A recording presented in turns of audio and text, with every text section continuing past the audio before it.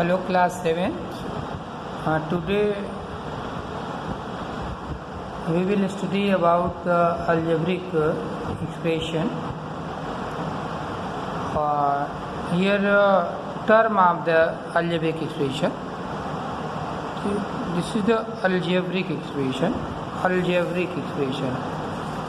This is the algebraic expression. Algebraic expression.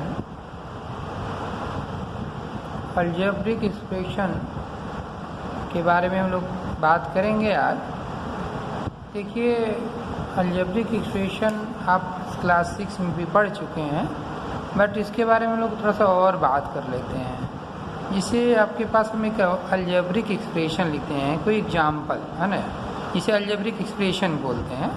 तो आपके पास जो ये algebraic expression हम लिखते हैं, algebraic expression, एक algebraic expression हम यहाँ पर लिखने जा रहे हैं। और ये आपके पास है 3x - 2y इक्वल टू का साइन है 3x - 2y + 1। ध्यान से देखिए, इसमें कितने टर्म है, how many terms in this algebraic expression। तो जो नंबर ऑफ टर्म होंगे, यानी जो टर्म होंगे, नंबर ऑफ टर्म से जो टर्म होंगे वो टर्म्स आपके पास कितने 1 2 3, यानी कि 2x टर्म का नेम बताना चाहें। अच्छा, 3x लिखा, 3x, this is the 3x, और विद साइन -2y कामा लगा रहे हैं हम इसमें। बस सिंपल सी पॉइंट है, ये 3 टर्म्स हैं और 3 टर्म्स बारी बारी से को कामा लगा के लिख दीजिए। इसके बाद देखिए वेरिएबल्स टर्म है ना, जो वेरिएबल वाले हैं, जो जिसमें यानी x y लगा रहता है, कोई अल्फ़ाबेटिकली लेटर लगा रहता है, उसको अलजेब्रिक बोलते हैं। बाकी जो न्यूमेरिकल वैल्यू लिखी रहती है, सिंपल न्यूमेरिकल वैल्यू, उसका x y नहीं होना चाहिए, उसको हम लोग कांस्टेंट बोलते हैं, ठीक है ना। तो जो है वेरिएबल वाले टर्म, वेरिएबल, ठीक है। तो जो वेरिएबल टर्म है आपके पास, वेरिएबल टर्म तो टोटल थे, ये यहाँ टोटल टर्म थे। वेरिएबल टर्म्स जो होंगे आपके पास, देखिए वेरिएबल वाले, ये देखिए यही एक्सप्रेशन लिए थे, यही वाला। तो वेरिएबल टर्म्स का मतलब इसमें जो वेरिएबल वाले, ये वाला और ये वाला, ये टर्म देखिए 1 2 3 टर्म थे जिसमें x y लगा, वो वाला हम उठा के नीचे लिख दे रहे हैं। वेरिएबल टर्म्स हो गया आपके पास। देखिए इसमें कांस्टेंट टर्म भी होगा, कांस्टेंट। जो कांस्टेंट का मतलब ये कि जिसके साथ जो है आपका वो लगा ना हो, मतलब कोई x y ना लगा हो। यहाँ पर आपके पास 1 है। तो इस तरह से जो है हम लोग ये बात जान पाए कि अलजेब्रिक एक्सप्रेशन जो है, कुछ उसमें वेरिएबल वाले टर्म होते हैं, तो कुछ नंबर वाले टर्म होते हैं, कांस्टेंट वाले। नंबर ऑफ टर्म जाना हो तो इनको 1 2 प्लस माइनस टर्म को अलग अलग करता है, इसलिए 1 2 3 टर्म का जो हमने लिखा नीचे। वेरिएबल जो आपके पास हैं वो 3x और 2y वेरिएबल टर्म्स हैं, और कांस्टेंट टर्म हमारे पास अकेला है। तो इस तरह से जो है हम लोग ये बात जानते हैं। देखिए इसके बाद फैक्टर ऑफ द टर्म पढ़ेंगे, पॉइंट हो गई। तो हम लोग जो फैक्टर्स ऑफ टर्म्स पढ़ेंगे, फैक्टर ऑफ द टर्म। देखिए फैक्टर ऑफ टर्म पढ़ेंगे ना आप, तो आपके पास सपोज ये मान लीजिए कोई अलजेब्रिक एक्सप्रेशन दिया हुआ है 5a² - 2bc + 10। तो इसमें वेरिएबल वाला लेटर ए bc है, तो कांस्टेंट टर्म देखिए ये आपके पास है। बट हम लोगों को लिखना है, तो हम लोग ये अपना स्टार्ट करेंगे कि इनके फैक्टर कैसे लिखें, माने जो मल्टीप्लाई किए गए हैं अलग अलग, हर टर्म का फैक्टर, हर टर्म का फैक्टर क्या है। देखिए पहला वाला टर्म या फर्स्ट टर्म है वो 5a² आपके पास दिया है ना। जब 5a² दिया हुआ है आपके पास, तो इसमें देखिए इसको हम लोग अगर अलग अलग करेंगे, 5 साथ में है, ये और ये, तो ये जो आप देख रहे हो ये 5, एक तो नंबर ऑफ 5 तो हमने लिख लिया। इसके बाद a पर 2 पावर है, तो a को 2 प्लेसेस पर लिखेंगे, समझ रहे बात है ना। तो और देखिए मिडिल वाले टर्म पर आ जाओ आप।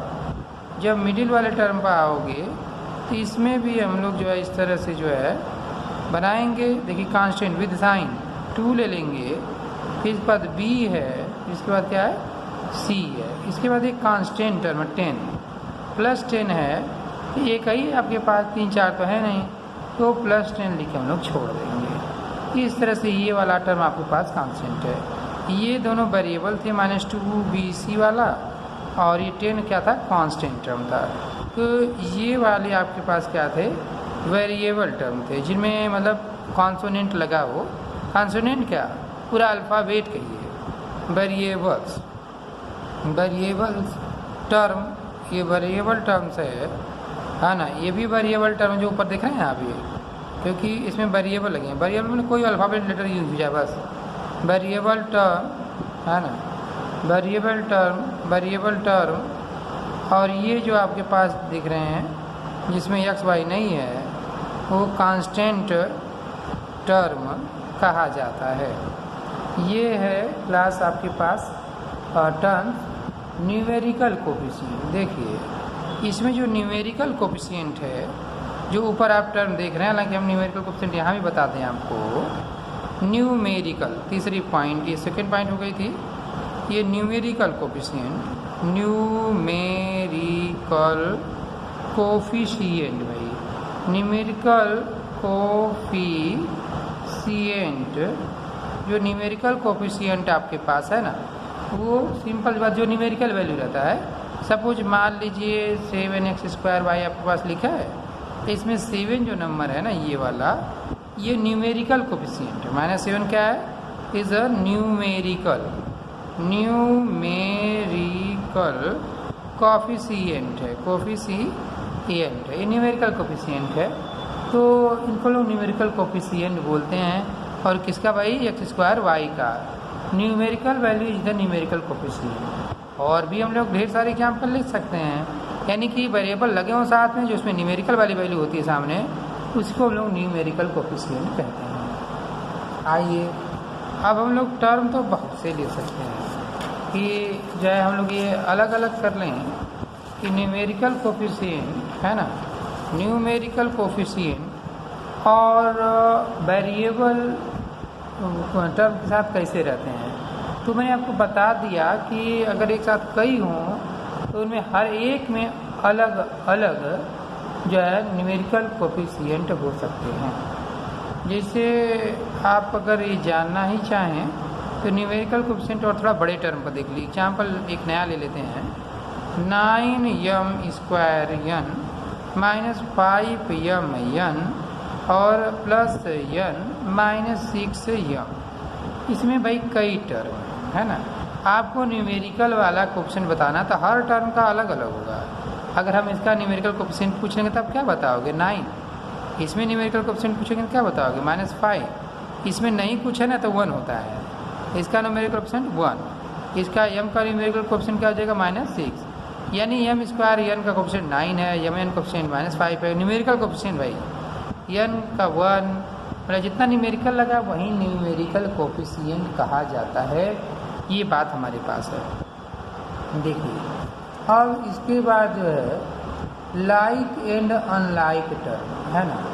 तो ये अब तो पहले से भी हम आपको कहीं बता रखे हैं, like and unlike. Like and unlike term जो आप समझ रहे हैं है ना, लाइक एंड अनलाइक टर्म। तो ये जो लाइक और अनलाइक टर्म होता है ना, बस वेरिएबल सेम हो। कुछ भी एग्जाम्पल अगर हम लोग लिख दें, जैसे एग्जाम्पल के तौर पर देखिए 5x² आप लिख रहे हो। अगर ऐसा कोई और टर्म लाइक लिखना हो तो बस नंबर बदल दीजिए, चाहे उसको आप कुछ भी लिख लीजिए, कोई फ़र्क नहीं पड़ने वाला। लेकिन ये जो वेरिएबल देख रहे हैं वही वेरिएबल यहाँ भी होना चाहिए, तब ये जो है क्या होगा, लाइक टर्म कहे जाते हैं। ये आप समझ रहे हैं इस बात को। अनलाइक जिनके ये वाले सेम नहीं होते हैं उनको हम लोग अनलाइक कह लेते हैं। समझ रहे बात को। तो अब बात हम लोग जो है पॉलिनोमियल की करेंगे। पॉलिनोमियल ध्यान से इसको अगर आप पढ़ोगे तो बहुत आसानी के साथ कर पाओगे। पॉलिनोमियल ये चैप्टर का थीम है भाई, पॉलिनोमियल। पॉलिनोमियल जो आपके पास है ना, वो पॉलिनोमियल में कई तरह के पॉलिनोमियल आते हैं। देखिए मोनोमियल, क्या आता है भाई, मोनोमियल। जो मोनोमियल होते हैं वो सिंगल टर्म वाले होते हैं। क्या होते हैं, सिंगल टर्म वाले मोनोमियल कहलाते हैं। एग्जाम्पल देखोगे तो 5x - 2x z single single होगा, उसको हम लोग जो है कहते हैं, मतलब सिंगल टर्म वाला। अब बाइनोमियल, बाइनोमियल जो आपके पास होते हैं इसमें 2 टर्म्स होते हैं, 2 टर्म्स होते हैं। फॉर एग्जाम्पल आपके पास 2x + 6 लिख सकते हैं, 7x या 5x - यम लिख सकते हैं, कुछ भी लिख लीजिए आप, बस ये प्लस माइनस बीच में लगे, उसके बाद भी टर्म लिखा हो बस। प्लस माइनस टर्म को अलग अलग करता है, मल्टीप्लाई डिवाइड कभी नहीं टर्म को अलग अलग करता है। इसलिए 1 टर्म पूरा यहाँ से ज़्यादा 1 टर्म, ये 2 टर्म हो गया, ठीक है ना। इसके बाद जो है थर्ड वाले आइए ट्राइनोमियल। क्या है भाई, ट्राइनोमियल्स। ट्राइनोमियल में अगर आप आते हो तो 3 टर्म्स होंगे। क्या होंगे भाई, 3 टर्म्स होंगे। एग्जाम्पल में देखेंगे आप तो कुछ भी a² + 2ab + b², 1 2 3। अब ये 3x² है, 3x/5 पावर लिख लीजिए, 2x - 1 लिख लीजिए, ये भी 3 टर्म है। तो ये 3 टर्म्स होते हैं जिनको हम लोग ट्राइनोमियल कहते हैं। अब आप जो है पॉलिनोमियल की डिग्री पढ़ेंगे। डिग्री ऑफ द पॉलिनोमियल, अगर ढेर सारा टर्म रहेगा ना तो पॉलिनोमियल कहते हैं जनरल तौर पे। पॉलिनोमियल तो उससे सब कुछ हो जाता है। देखिए इसके बाद जो आप आ रहे हो वो है आपके पास degree of the polynomial. Degree of polynomials, degree of the polynomials. अगर डिग्री ऑफ द पॉलिनोमियल्स की बात किया जाए, degree of the polynomials, degree of the polynomial जो होगा वो क्या है आपके पास, degree of polynomial power, maximum power. देखिए एग्जाम्पल के तौर पर अगर हम ले लें तो x⁴ + 2xy² + 4x² और जो है स्क्वायर और y लिख देते हैं। देखिए पहले इसकी डिग्री आप जान लो। इसकी डिग्री जो है अकेला एक ही पावर है, ठीक है ना, एक ही पावर है, मतलब 4 लिखा 4 लिख लेंगे। इसके डिग्री में आएंगे तो इस पर भी 1 पावर लिखना पड़ेगा, नहीं पावर है तो। इस वाली फर्स्ट टर्म की डिग्री हो गई, सेकेंड टर्म की डिग्री 1 + 2, ये 1 था और ये 2 था, यानी कि सेकेंड टर्म की 3 हो गई। फोर्थ टर्म की डिग्री पे आएंगे तो ये 2 + 1, ये वाला 2 ये वाला 1, ये भी 3 हो गया। तो सबसे बड़ा इसमें कौन सा डिग्री है, 4, ठीक है। ये अलग अलग भी ऐड किया जाता पावर, समझ लें, ये मत करना मैक्सिमम पावर इज डिग्री, इसके हिसाब से तो ये हो जाएगा। लेकिन ये ध्यान रहे कि जो भी ऐड करने के बावजूद जो फाइनल होगा उसमें से जो बड़ा रहेगा वही डिग्री कहलाएगा। इसकी डिग्री जो है, डिग्री कितनी है भाई, 4 डिग्री का पॉलिनोमियल है। तो ये आप इस तरह डिग्री पढ़ रहे थे कि सबसे लॉन्ग, सबसे हाईएस्ट पावर, पहले से वो ऐड करने पर आज अगर ऐड करने पर 9 होता तो 9 डिग्री कहलाती। तो ये हमारे पास क्या हो गई, डिग्री। देखिए अब हम लोग जो है आगे की तरफ बात करना चाहेंगे और ये एग्जाम्पल्स में हम लोग नहीं आएंगे, सीधा एक्सरसाइज करते हैं क्योंकि सब कुछ आपको बता चुके हैं। हम क्वेश्चन नंबर जो है यह है 1 2 आप होमवर्क में करिए, आपको आ जाएगा एकदम से। 13.1 एक्सरसाइज का 1 2 होमवर्क और क्वेश्चन नंबर 3 से आप देखेंगे। क्वेश्चन नंबर 3 जो है आपका 246 पेज पे भाई, पेज नंबर 256, ये भी लिख देते हैं आपको। पेज 246 जो है आपके पास जो बुक है वो यशचंद की है ना, Yashchand smart maths of the class 7th। तो है क्या कि third number identify the term of the expression. अब हमको बस इतने बता दीजिए आप लोग। एक क्वेश्चन 3 है आपकी बुक का, x - 6abc, तो इसमें कितने टर्म है। तो सिंपल सी बात है कि एक टर्म ये हो गया, एक टर्म ये हो गया, 2 टर्म्स है ना। प्लस और माइनस की टर्म्स को अलग अलग कर लेते हैं। बाकी के पार्ट आप क्वेश्चन 3 का खुद से करोगे, होमवर्क रहेगा। Question number 4 identify the term of the following factor term using the degree of the following expression. तो ये डिग्री बतानी है आपको। क्वेश्चन 4 में हमने बताया था, हम इसका बी पार्ट बता देंगे कि आपको करना क्या रहता है कि इसमें जो सबसे बड़ी पावर आएगी वही आपकी डिग्री कहलाती है ना। तो ये यहाँ पर डिग्री आप देखिए, यहाँ पर 1 डिग्री है पावर, इस पावर से मतलब होता है 1। यहाँ पर देखेंगे 2 + 2 यानी ये 4 आ गया। यहाँ पर नहीं पावर है तो 1 पावर होती है, तो 1 + 1 ये 2 हो गया। सबसे बड़ा नंबर 4 है, इसलिए डिग्री कितनी आएगी, डिग्री 4 आएगी। देखिए भाई, इसके बाद आप लोग जो है क्वेश्चन नंबर 4, 5 में पूछ रहा है कोफिशिएंट बताओ, वो भी न्यूमेरिकल कोफिशिएंट। सिंपल सी पॉइंट है, इसका हम ए पार्ट ही ले लेते हैं और ए पार्ट ले लीजिए। y² - zx है, तो आप सोचेंगे यहाँ तो आपका दिख ही नहीं रहा, कौन सा न्यूमेरिकल कोफिशिएंट बताएंगे। तो जहाँ नहीं कुछ होता वहाँ क्या होता है, 1 होता है कोफिशिएंट उसका, जब नहीं कुछ होता। याद रखिए, इसीलिए पहला वाला बताया है, मतलब जिसके वेरिएबल के साथ कुछ ना हो। अच्छा, ये वो न्यूमेरिकल, याद रखिए न्यूमेरिकल टर्म नहीं, न्यूमेरिकल कोफिशिएंट की बात हो रही है।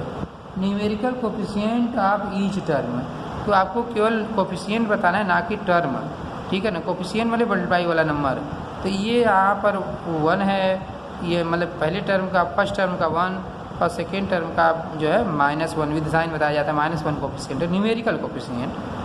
अब आप आएंगे इसी तरह बाकी करिएगा। Question number 6, identify the term which obtained y and right the coefficient of y in the following. करा है y जिसमें हो, हम देख रहे हैं कि y इसमें हर जगह दिखाई पड़ रहा है ना। कंटेन, इसमें y कंटेन करे।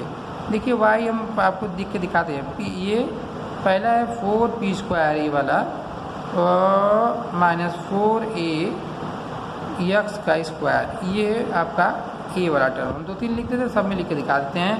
यहाँ y है, y के साथ बचा 4p², तो कोफिशिएंट आप यानी कि कोफिशिएंट, ये क्या भाई, कोफिशिएंट है। कोफिशिएंट जो है आप y को छोड़ के जो बच गया सब, बस इतना याद रखो।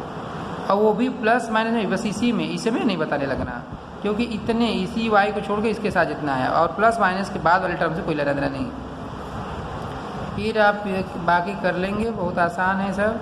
7, क्लासीफाई द मोनोमियल, बाइनोमियल और द ट्राइनोमियल।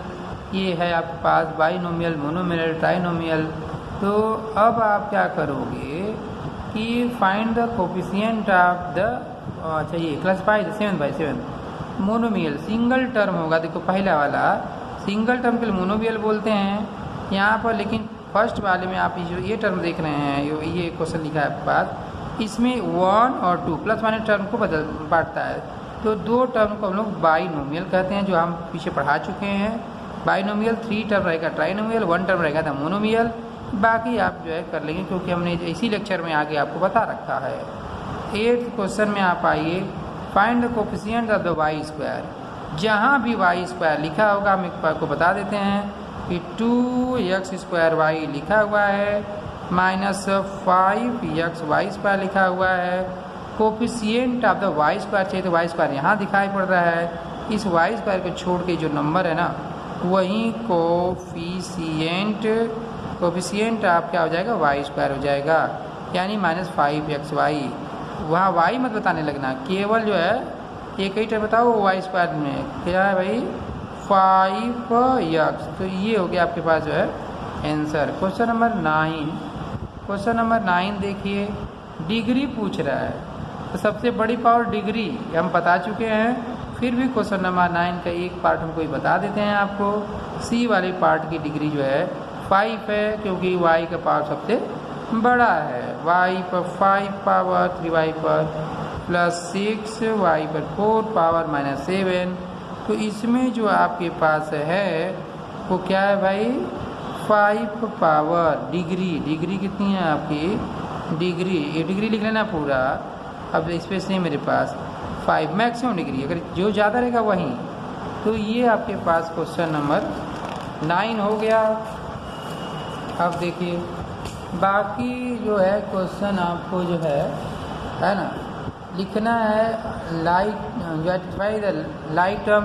एक से हम जैसे वेरिएबल बता चुके हैं लाइक टर्म के बारे में, होमवर्क करिए क्वेश्चन नंबर 10। और क्वेश्चन नंबर 11 में रीजन बताना है pair of the term like और अनलाइक।